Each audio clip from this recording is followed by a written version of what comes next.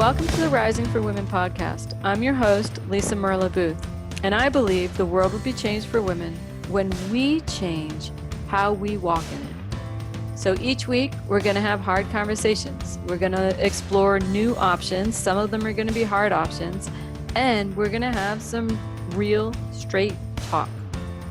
We're going to do that because I have faith that women can handle it.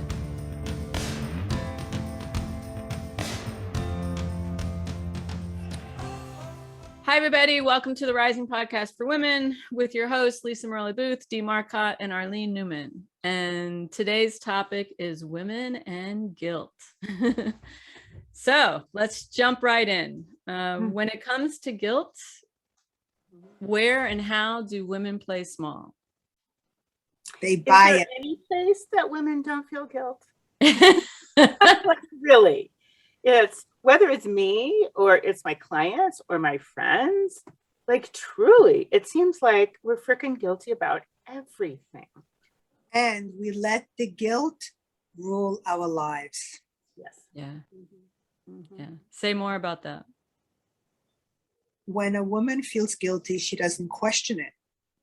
She just says, oh, I feel too guilty. I can't do it. And that's it. She never questions whether the guilt is something she really believes, whether it's something that she wants to own. Most of the time, it just comes very quickly. She has a bad feeling. That's the end of it. And she will either avoid doing the thing that makes her feel guilty or do the thing that will keep her from being guilty. She just, anything to not have to feel guilt. Women do not know how to deal with guilt feelings. Yeah. You know, it's funny. I was reading an article on guilt, and they did a study, and in the study, they found that habitual guilt was found to be more intense with women, and men were guilt deficient. and they were talking about like the habitual guilt for women was imposed largely by society, but there also was a genetic component that for women, our brains are more fired to be empathic and nurturing. We have higher levels of oxytocin when it comes in, and men have been their brains more naturally work to be builders and understanders, trying to, and so analytic, the more analytic. And I want to say how exactly did they put it, but men they have to build things, like literally try to figure things out and build them, and that just genetically it's different, and that we as a society need to teach women to pull back on the guilt and teach men to be more interpersonally sensitive, because they're not. And through interactions, men will learn more. But anyway, I thought that was very interesting. And the study was through 3 different age ranges, and it cut across all 3 age ranges for men and women. Was it American? This was a Spanish study, but they said it also extrapolated to, across the board. I thought, but when you think of that, if there's a genetic component and then all of the societal learning, it's a double whammy. It's a double whammy. Yeah. And, as women, we're so taught to put the needs and wants of others above our own. So when I think of guilt, that often is how it's kind of playing out.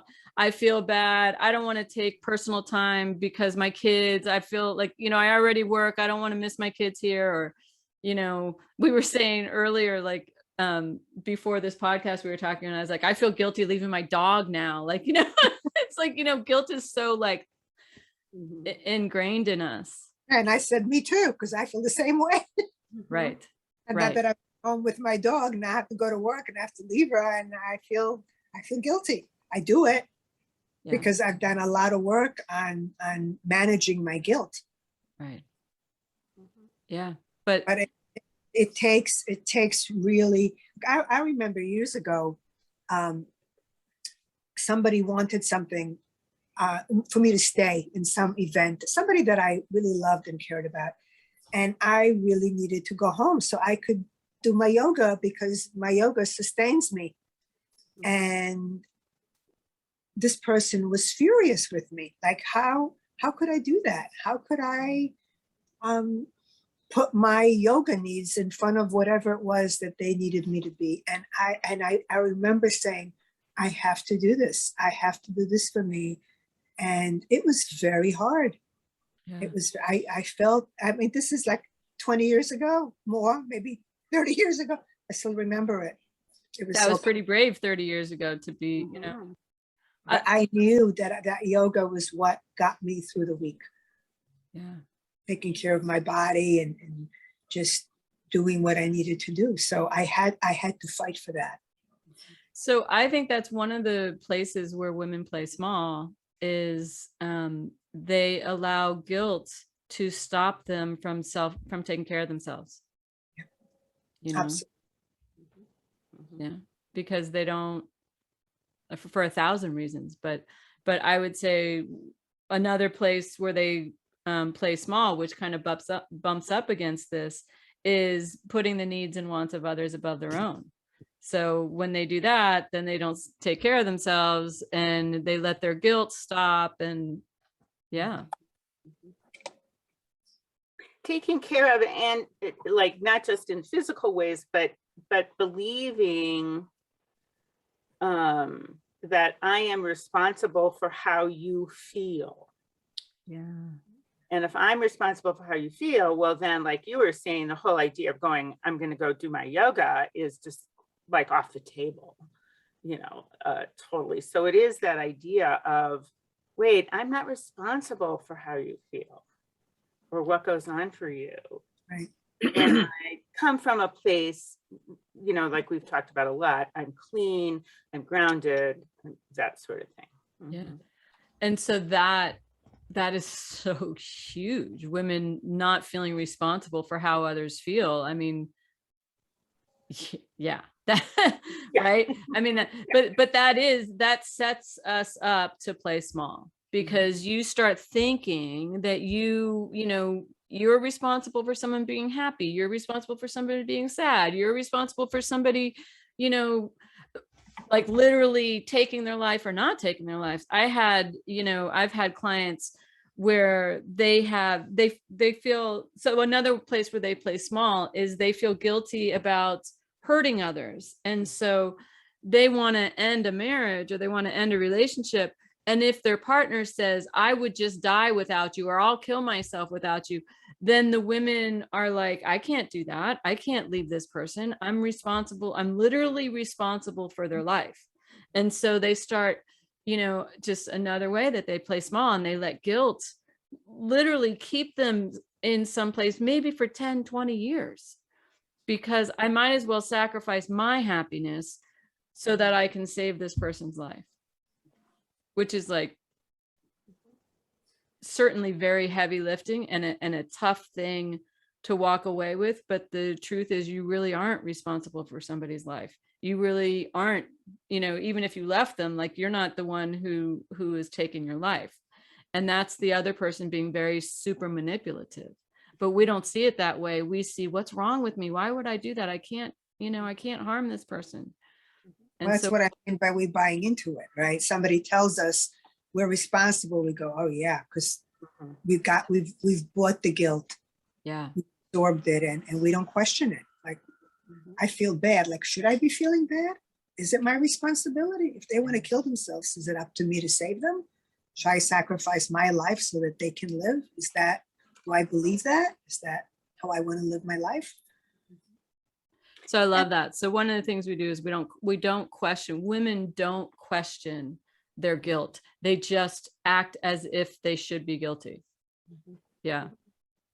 Because, yeah, I mean, sometimes that happens with someone's going to kill themselves, but I think on a daily basis, kind of what you were talking about, Arlene, with your friend, was the idea of, well, they'll be mad. I get that all the time. I can't do that. They'll be mad. Okay, so they're Yeah, mad. right. Oh, what? Right. So they'll be mad. Okay. So what's wrong Like with you're that? an adult, they're an adult. We can all live with them being mad, you know. Okay. Yeah. So go ahead. So, but that goes back to if somebody's mad at me, that means I'm bad. So I can't. So again, it's putting our self-esteem in somebody else's hands. Yeah. And they get to define whether I'm good or bad. I'm not defining it for myself. Yeah. So, all right. So those are three pretty clear things. One, we don't question our guilt. We just feel guilty and we allow it to stop us. Two, we put the needs in others above our own needs and wants. And so we let that guilt kind of drive us a little bit. And then the last piece is, say that again, Arlene, around the self-esteem. That we give it away, that we let somebody else determine if they're mad at us, that means we're bad. And Yeah. so we're giving it away. They are the ones to determine whether we're okay or not. We're not determining it for ourselves. And you can imagine, right? You can imagine if our self-esteem is tied up in other people liking us, thinking that we're good, thinking, you know, all of that, oh my gosh, guilt is going to be like so intertwined because, oh, I feel bad now, they're sad, or oh, I don't want to say no, literally, like to your child, I don't want to say no because then she's going to hate me, or they're going to think I'm a bad mom, or there's so many ways that we're letting other people be our self-esteem pump, that guilt plays in. Like everything can be about guilt. You know, they're hurt, they're sad. I told them truth and now they feel bad about themselves, or I'm leaving them. Now they think they're not worthy. So I shouldn't do that. It puts us in a straitjacket. It puts us in a straitjacket. Can I say one that you just kind of alluded to? Because I hear this a lot. So I decided to get a divorce. I can't say anything like no to my kids because I'm so guilty that I did that. Yeah. I'm like, that is so damaging to you and your children. And your children. Mm-hmm. Yeah. And what are you teaching them? Mm-hmm. Yeah. You take care of yourself, then you've given away your life. You did one thing for yourself, and now you're not teaching them how to survive in the world. No. So yeah, the biggest way women are playing small with guilt is they're letting guilt drive their decisions. What they do, what they don't do, what they say, what they don't say, who they stay with, who they don't stay with. Literally, like they let guilt drive their life. Yep. That's what I see. And I don't know about like the people listening to this, but I know just as we're talking about it, and for as much as I have worked on guilt and codependence and all that kind of stuff, there's a part of me that's going, oh my God, no, I'm supposed to stay guilty. I can just feel that going on. So like, if you're feeling that and you're listening to this podcast, just know, yeah, there's all this learning about how we just take guilt for granted, that we should have it, rather than, like you were saying, Arlene, really look at it. Like, is this something to be guilty about? Mm-hmm. Oh my gosh, you know, just to play off of that, Dee, my husband, he's like, Lisa, oh my God, on your tombstone, I'm going to put the quote, I feel bad. I'm like, I know.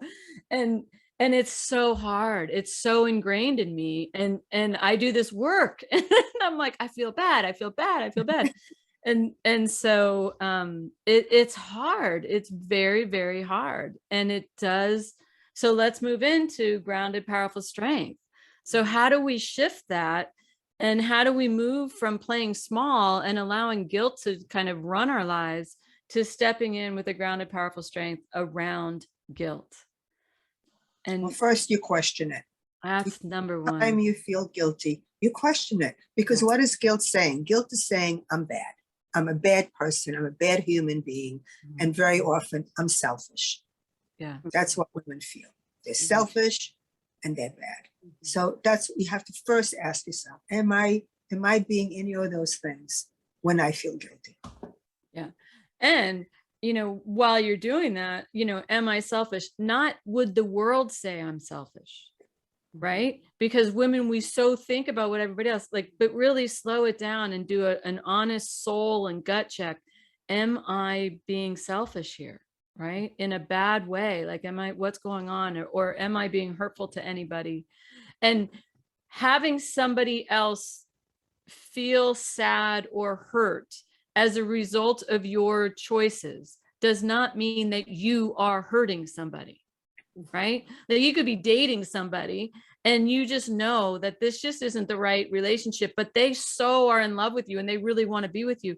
You're not hurting, like you're not the one that's hurting them. They may be hurt by your decision, but you're not being hurtful. If in anything, you're just being honest and you're doing self-care. And I actually also believe that that is relationship care, right? Because it's not, you know what, it's not kind or loving for the other person for you to stay in there out of sympathy. Nobody wants to be a sympathy partner, you know?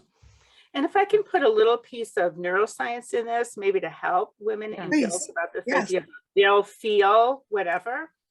So within half a second, when someone says or does something, there's a data dump in our brain of everything from our family of origin that's related to this, anything that's ever happened that's related to this, you know, and so they're seeing or hearing through 1,000 lenses that have nothing to do with you. Not one thing. So that's this idea that I'm hurting them. It's like, no, like you said, Lisa, they may be hurt, but part of that hurt is all these other things that they're looking for. It's not all about you. Yes. Yeah. Love that. Okay. What's another piece of stepping in with a grounded, powerful strength? So one, check it, you know, is this like, let me actually look at this. Should I feel guilty? Is there something that I did? What's another one? I think it's, you know, I think it's paying attention in the world and noticing all the places you do this. Like I'm at the grocery store and they just got done like ringing everything up, and then they're ringing up the next person. And I'm like, oh my God, I'm in the way. I'm doing that. Like, I'm taking too much time. I'm right. Like, you're at the freaking grocery store, you know, you get to put your credit card back in your wallet. So I think there's just lots of places to start becoming aware. Love that. Stealing my line. I am feeling that aware, become aware. Yeah. I mean, so almost everything we talk about starts with that. Watch it, be aware, you know, pay attention. The other thing I would say around stepping in with a grounded, powerful strength is if you're a parent, you need to model what you want your children to master. And you do not want to teach your girls or your boys that it's your job, it's women's jobs to be putting the needs and wants of everybody else before themselves. That's just not a healthy template you want to give either any of your children, regardless of the gender or where they land on that, you know, continuum of male and female. You got to really model, like, I'm making decisions for myself. I'm slowing it down. Of course, I keep humanity in my brain because that's being relational always. But I need to slow down and be mindful of not just automatically, I feel bad, so I'm going to stop doing this. And then your children are going to be watching that. Yeah, model it instead of lecture about it. Yeah. They watch what you do. They don't listen to what you say. Right. Not one word. Right? So true.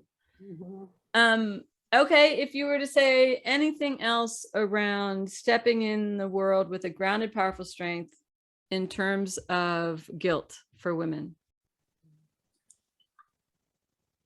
Self-care is not selfish. Yeah.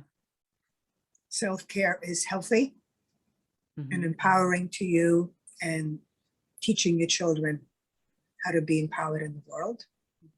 Yeah. So practice it. Put the oxygen mask on you first. Mhm. Yeah. Yeah. And just, you know, this is new. This is like, you know, this goes so against so many messages that even today girls are taught. And so like radically new culture, radically new relationships, you got to be different in them. And the only way we can do it is to slow down and figure out, like I said, I mean, I'm like, this is so hard for us to do. We're like, we understand that what we're saying is, you know, we're like, oh, do this, but you know, we just want you to totally get that we absolutely understand this is crazy hard. Like I said, my husband, even today, he's like, I'm going to put, you know, I feel bad on your tombstone. I'm working this like every moment, you know, and all of us are working at every moment.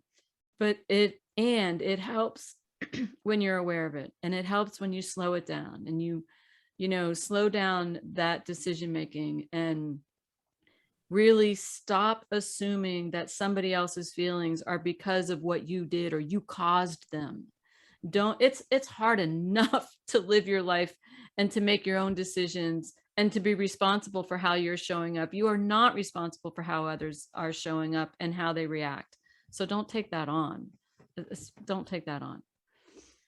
I was just thinking that feeling to get to know, because sometimes you may not even be aware how you're getting there, but that bad feeling that you have, start noticing that bad feeling, start identifying that as guilt, so you can start to kind of unwind the thought process that gets you there. Because that bad feeling feels terrible, it feels bad, and we don't want it.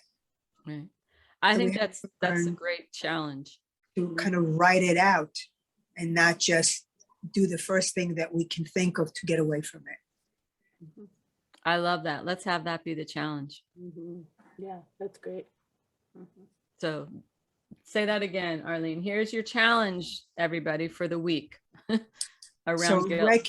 recognize that bad feeling that you have in your gut when you're made to feel guilty, even if you don't recognize that it comes from guilt. Get to know the feeling so you can begin to recognize that it comes from some guilty belief that you may not have even been aware of, but you have that bad feeling and you don't want it. Right. Try to learn how to work with it rather than avoid the thing that gave you that feeling.